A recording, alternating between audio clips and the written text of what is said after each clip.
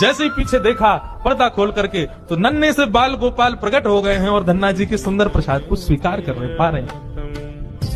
असली शालिग्राम नहीं थे धन्ना जी के, पत्थर की सेवा करते थे, लेकिन भाव और विश्वास इतना ठाकुर जी के प्रति, ठाकुर जी प्रकट हो गए। अब धन्ना जी थोड़े बड़े हो गए तो घर की गैयाएं चराने जाते थे और अपने ठाकुर जी को जेब में धर के ले जाते थे।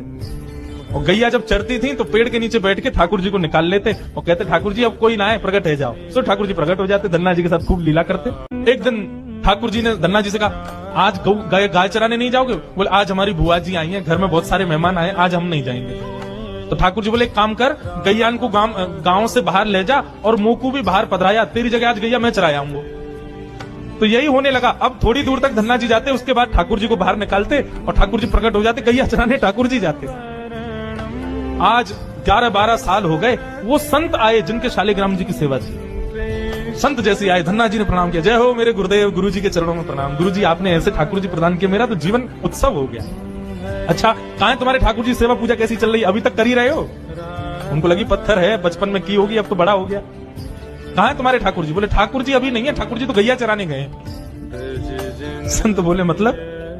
बोले हाँ, मैं कभी व्यस्त होता हूँ तो मैं ठाकुर जी को गैयाओं के संग भेज देता हूँ, ठाकुर जी गैया चराने जाते हैं। संत बोले पहले तो छोटा था, अब तो इतना बड़ा हो गया, ये अभी भी बचकानी बातें करता है। अरे लाला ऐसे मत बोला करो। तो नहीं सच में ठाकुर जी गैया चराने गए।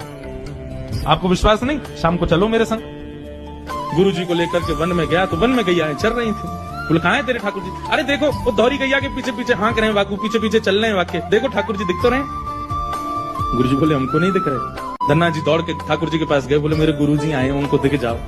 भगवान बोले उनको नहीं दिखेंगे, हम बस तुमको ही दिखेंगे, तुम्हारे सखा तुमको दिखेंगे, सबको थोड़ी दिखेंगे। अरे भैया ऐसा मत करो। क्यों? बोले आपको और मोकू एक दूसरे से मिलवावे वाली तो गुरु जी हैं। गुरु जी यदि मुझको नहीं देके जाते आपको तो आप मुझे कैसे मिलते? मेरे गुरुदेव हैं, इन्होंने ही तो मुझको दिया था आपको।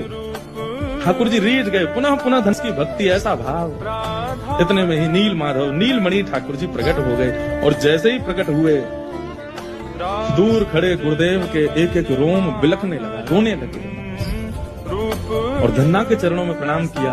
बोले हम सच्चे शालिग्राम से प्रकट नहीं कर पाए, तूने सामान्य पत्थर से प्रकट कर दिया ठाकुर जी। हम अष्टयाम सेवा से प्रकट नहीं कर पाए और तूने सामान्य पत्थर घिस घिस के तिलक लगा के प्रकट कर दिया ठाकुर जी को। हम 56 भोग पधरा करके ठाकुर जी को प्रकट नहीं कर पाए, तू बेसर की रोटी खवा के ठाकुर जी को चटकारे दिलवाता है। तू ठाकुर जी से गैया चरवा रहा है अपनी। धन्य है तू।